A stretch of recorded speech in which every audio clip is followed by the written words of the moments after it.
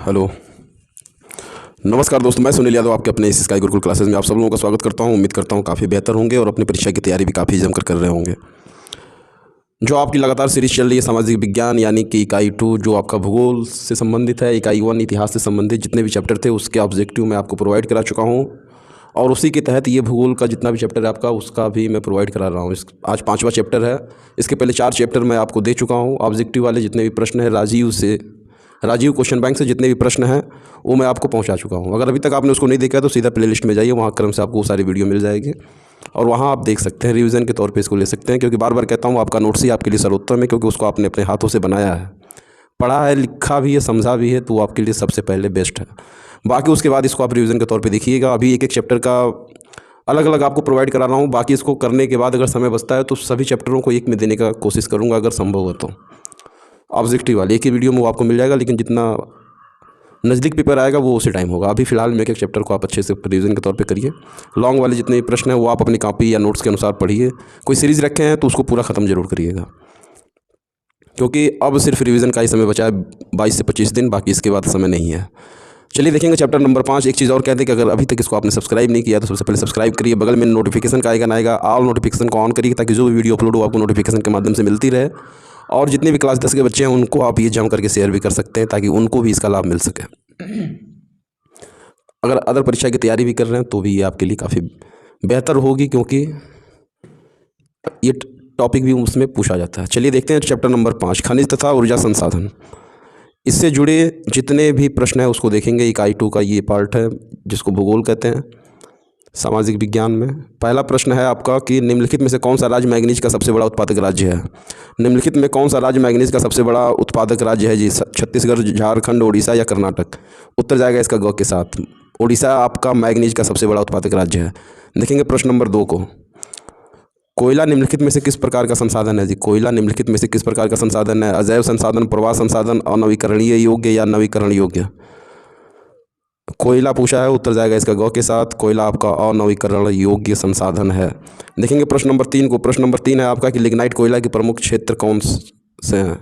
Lignite कोयला के प्रमुख उत्पादक क्षेत्र बताना है। नवेली, झरिया, रानीगंज या कोरबा? उत्तर जाएगा क के साथ। लिग्नाइट कोयला का प्रमुख उत्पादक क्षेत्र आपका नवेली है, क ऑप्शन सही हो जाएगा। देखेंगे प्रश्न नंबर 4 को। भारत में प्रायोगिक भूतापीय ऊर्जा परियोजना कहाँ स्थित है? भारत में प्रायोगिक भूतापीय ऊर्जा परियोजना कहाँ स्थित है जी? कच्छ की खाड़ी यानी गुजरात, पूगा घाटी यानी लद्दाख, गंगा घाटी यानी हिमाचल प्रदेश या नागरकोइल यानी तमिलनाडु? तो इसका उत्तर जाएगा वो जाएगा आपका ख के साथ, यानी कि भारत में प्रायोगिक भूतापीय ऊर्जा परियोजना ये आपकी पूगा घाटी यानी लद्दाख में स्थित है। देखेंगे प्रश्न नंबर 5 को।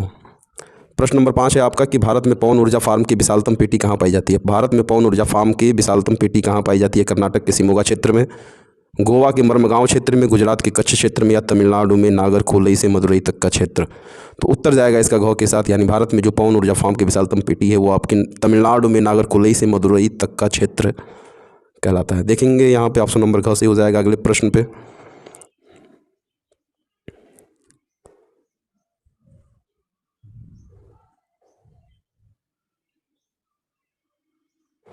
प्रश्न नंबर 6 है आपका कि निम्नलिखित में से कौन सा लौह खनिज है? निम्नलिखित में से कौन सा लौह खनिज है जी? मैग्नीज, बॉक्साइट, सोना या अभ्रक? उत्तर जाएगा इसका क के साथ। प्रश्न नंबर 6 लौह खनिज पूछा है, कौन सा है? तो मैग्नीज आपका लौह खनिज। प्रश्न नंबर 7 को देखेंगे। निम्नलिखित में से कौन सा सर्वोत्तम प्रकार का लौह अयस्क है?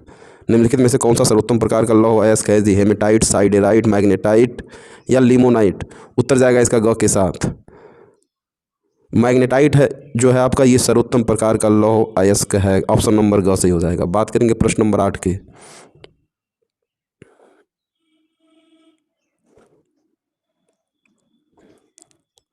प्रश्न नंबर 8 है आपका कि निम्नलिखित में से कौन सा सर्वोत्तम गुण वाला कठोर कोयला है? सर्वोत्तम गुण वाले कठोर कोयले की बात की जा रही है। एंथ्रेसाइट, बिटुमिनस, लिग्नाइट या पिट? सर्वोत्तम गुण वाला कठोर कोयला पूछा जा रहा है। एंथ्रेसाइट, बिटुमिनस, लिग्नाइट या पिट? तो उत्तर जाएगा क के साथ। एंथ्रेसाइट है, यह आपका सर्वोत्तम गुण वाला है, लेकिन कठोर कोयला है जी, क ऑप्शन से हो जाएगा। 9वें की बात करेंगे। पेट्रोलियम किस प्रकार की चट्टानों में पाया जाता है?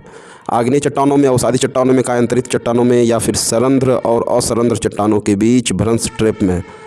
पेट्रोलियम किस प्रकार की चट्टानों में पाया जाता है? आग्नेय चट्टान, अवसादी चट्टान, कायांतरित चट्टान में या फिर सरंध्र और असरंध्र चट्टानों के बीच भ्रंश ट्रैप में? तो उत्तर जाएगा इसका घ के साथ। पेट्रोलियम आपका सरंध्र और असरंध्र चट्टानों के बीच भ्रंश ट्रैप में पाया जाता है। देखेंगे प्रश्न नंबर 10। प्रश्न नंबर 10 प्रश्न नंबर 10 है आपका कि किस खनिज को वर्तमान शताब्दी का ईंधन माना जाता है? कोयला को, सीएनजी गैस को, प्राकृतिक गैस को या पेट्रोलियम को? किस खनिज को वर्तमान शताब्दी का ईंधन माना जाता है? कोयला को, सीएनजी गैस को, प्राकृतिक गैस को या पेट्रोलियम को? उत्तर जाएगा इसका ग के साथ, यानी प्राकृतिक गैस को वर्तमान शताब्दी का ईंधन माना जाता है। ग ऑप्शन सही हो जाएगा। 11 की बात करेंगे तो मोनाजाइट रेत में निम्नलिखित में से कौन सा खनिज पाया जाता है? मोनाजाइट रेत में निम्नलिखित में से कौन सा खनिज पाया जाता है? तो प्लेटिनम, मैग्नीज, यूरेनियम या थोरियम? उत्तर जाएगा सीधा इसका घ के साथ। थोरियम है जो मोनाजाइट रेत में पाया जाता है। घ ऑप्शन सही। बात करेंगे अगले प्रश्न की। प्रश्न नंबर 12 आपका है। प्रश्न नंबर 12 आपका है कि किस खनिज को काला सोना कहा जाता है? किस खनिज को काला सोना कहा जाता है? हीरा, जस्ता, कोयला, प्लेटिनम? उत्तर जाएगा ग के साथ। कोयले को क्या कहा जाता है? काला सोना। बात करेंगे अगले प्रश्न की।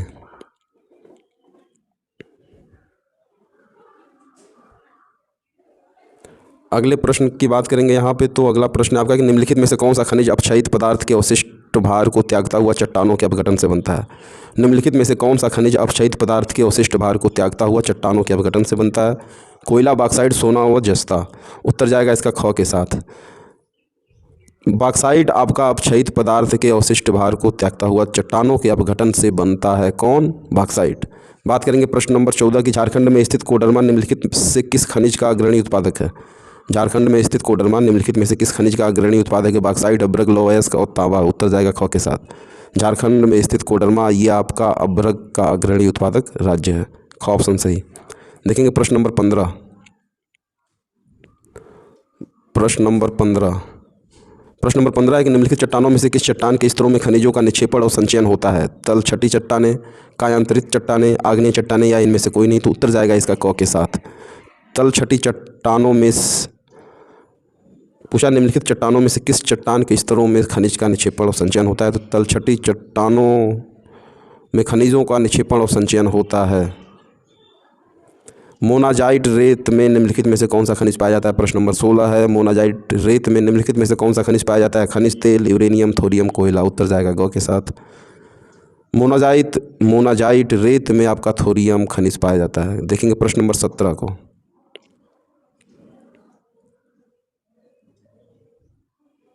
प्रश्न नंबर 17, निम्नलिखित में से कौन सा परंपरागत ऊर्जा का स्रोत नहीं है? निम्नलिखित में से कौन सा परंपरागत ऊर्जा का स्रोत नहीं है? कोयला, पेट्रोलियम, प्राकृतिक गैस, भूतापीय? निम्नलिखित में से कौन सा परंपरागत ऊर्जा का स्रोत नहीं है? कोयला, पेट्रोलियम, प्राकृतिक गैस या भूतापीय? उत्तर जाएगा घ के साथ, यानी कि भूतापीय है जो परंपरागत ऊर्जा का स्रोत नहीं है। प्राकृतिक गैस को पर्यावरण अनुकूल माना जाता है। प्राकृतिक गैस को पर्यावरण अनुकूल माना जाता है कार्बन डाइऑक्साइड के कम उत्सर्जन के कारण। इसमें कार्बन की मात्रा कम पाई जाती है, इस कारण, इसकी गैसीय अवस्था होने के कारण या उपरोक्त सभी। तो प्राकृतिक गैस को पर्यावरण अनुकूल इसलिए माना जाता है कि कार्बन डाइऑक्साइड के कम उत्सर्जन के कारण। ऑप्शन नंबर क सही हो जाएगा 18 का। देखेंगे प्रश्न नंबर 19 को। प्रश्न नंबर 19, मैग्नेटाइट लौह अयस्कों में लौहांश कितने प्रतिशत होता है? मैग्नेटाइट लौह अयस्कों में लौहांश कितने प्रतिशत होता है? 60, 70, 80 या 90%? उत्तर जाएगा ख के साथ। मैग्नेटाइट लौह अयस्कों में लौहांश आपका जो होता है वो 70%। 20 की बात करेंगे तो हेमेटाइट लौह अयस्कों में लौहांश कितने प्रतिशत होता है? जी, हेमेटाइट लौह अयस्क की बात कर रहा है इस बार, वो था मैग्नेटाइट, ये है हेमेटाइट। लौहांश कितने प्रतिशत होता है? 40%, 40 से 50%, 50 से 60% या 60 से 70%? तो उत्तर जाएगा ग के साथ। हेमेटाइट लौह अयस्क में लौहांश आपका 50 से 60% के बीच होता है। देखेंगे प्रश्न नंबर 21 को। प्रश्न नंबर 21 है आपका कि भारत का सबसे बड़ा सौर ऊर्जा संयंत्र कहाँ पर है? भारत का सबसे बड़ा सौर ऊर्जा संयंत्र कहाँ पर है? जी, भुज के निकट माधोपुर में, कालीकट के निकट शिवनगर में, गया के निकट गेरे में, पोरबंदर के निकट बलखोरा में? उत्तर जाएगा क के साथ। भारत का सबसे बड़ा सौर ऊर्जा संयंत्र आपका भुज के निकट माधोपुर में है। क ऑप्शन से हो जाएगा। देखेंगे 22 नंबर के प्रश्न को। 22 नंबर का प्रश्न है आपका कि निम्न में से गैर परंपरागत ऊर्जा के स्रोत नहीं है? सौर ऊर्जा, पवन ऊर्जा, भूतापीय ऊर्जा, जल विद्युत ऊर्जा? कौन गैर परंपरागत ऊर्जा के स्रोत नहीं है? सौर ऊर्जा, पवन ऊर्जा, भूतापीय ऊर्जा, जल विद्युत ऊर्जा? तो उत्तर जाएगा घ के साथ, जल विद्युत ऊर्जा ये आपका गैर परंपरागत ऊर्जा का स्रोत नहीं है। बात करेंगे 23 नंबर में कि निम्नलिखित में से कौन सा नवीकरण योग्य संसाधन नहीं है? जी, कौन सा नवीकरण योग्य संसाधन नहीं है? पवन ऊर्जा, जल, जीवाश्म ईंधन या वन? उत्तर जाएगा इसका ग के साथ, जीवाश्म ईंधन है आपका, ये नवीकरण योग्य संसाधन नहीं है। देखेंगे प्रश्न नंबर 24 को। झरिया प्रसिद्ध है किस लिए? लौह अयस्क के लिए, कोयला के लिए, तांबा के लिए, बॉक्साइट के लिए? उत्तर जाएगा ख के साथ, झरिया आपका प्रसिद्ध है कोयला के लिए। 24 नंबर प्रश्न उत्तर ग। देखेंगे अगले प्रश्न को।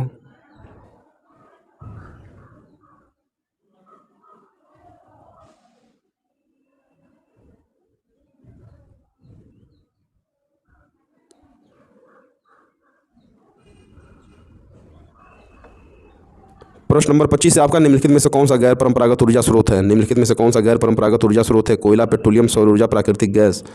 उत्तर जाएगा इसका सीधा ग के साथ, सौर ऊर्जा आपका ये गैर परंपरागत ऊर्जा स्रोत है, ग ऑप्शन सही। बात करेंगे प्रश्न नंबर 26 के। मुंबई हाई प्रसिद्ध है किस लिए? मुंबई हाई प्रसिद्ध है किस लिए? तेल शोधक कारखाने के लिए, फिल्म सिटी के लिए, गेटवे ऑफ इंडिया के लिए, या इनमें से कोई नहीं? उत्तर जाएगा इसका क के साथ, मुंबई हाई प्रसिद्ध है तेल शोधक कारखाने के लिए। बात करेंगे अगले प्रश्न की, प्रश्न नंबर 27।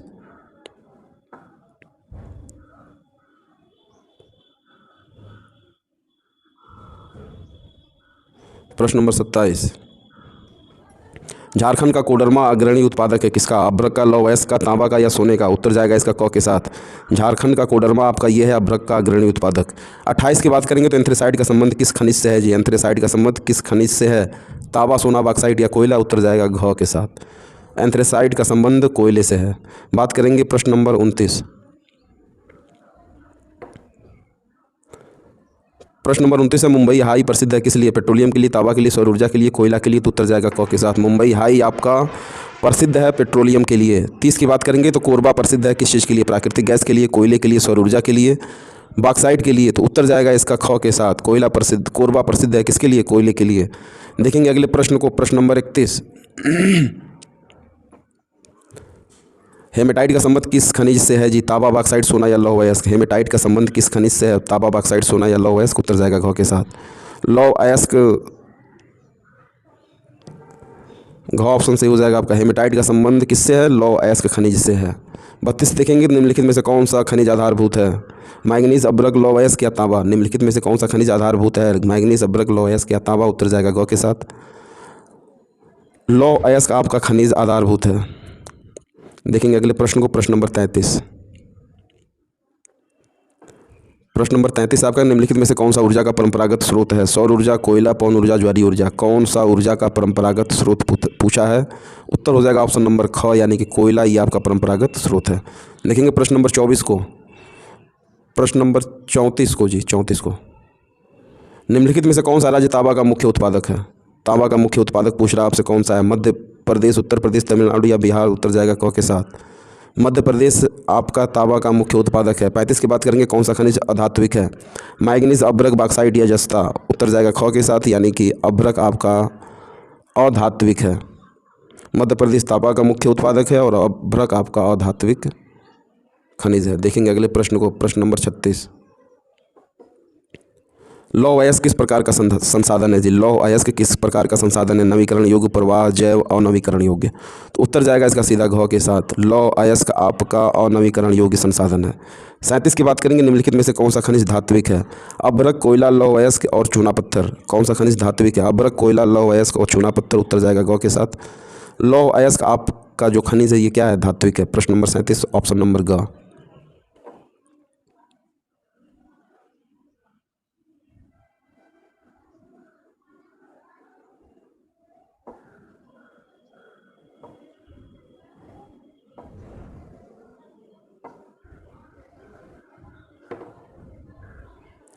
निम्नलिखित में से कौन सा संसाधन गैर परंपरागत है? कोयला, प्राकृतिक गैस, पवन, या खनिज तेल? उत्तर जाएगा इसका ग के साथ, पवन ऊर्जा है आपका ये गैर परंपरागत संसाधन है जी। 39 की बात करेंगे, निम्नलिखित में से कौन सा राज्य बॉक्साइट का प्रमुख उत्पादक है? उड़ीसा, पंजाब, तमिलनाडु, या बिहार? तो उत्तर जाएगा इसका सीधा क के साथ, बॉक्साइट का प्रमुख उत्पादक पूछा है वो आपका हो जाएगा उड़ीसा, का ऑप्शन सही।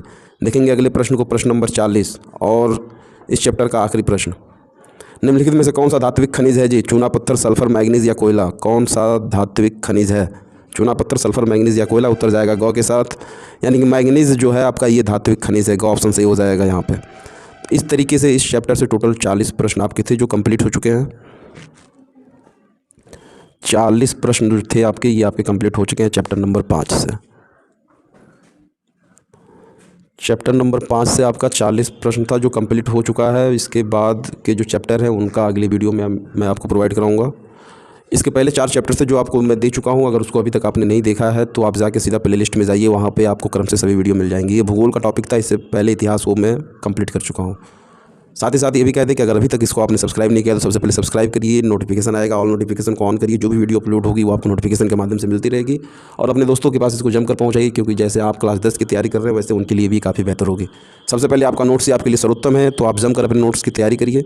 इसको आप रिवीजन के तौर पर ले सकते हैं, जो भी वीडियो मैं परीक्षा तक आपके देता चलूँगा रिवीजन के तौर पर इसको ले सकते हैं आप, लेकिन उससे पहले आप अपने नोट्स को जमकर पढ़िएगा। चलिए दोस्त, बने रहिए तब तक किसी स्काई गुरुकुल प्लेटफॉर्म पर। मैं फिर मिलता हूँ आपसे अगली वीडियो में अगले चैप्टर के साथ, कुछ नए प्रश्नों के साथ। तब तक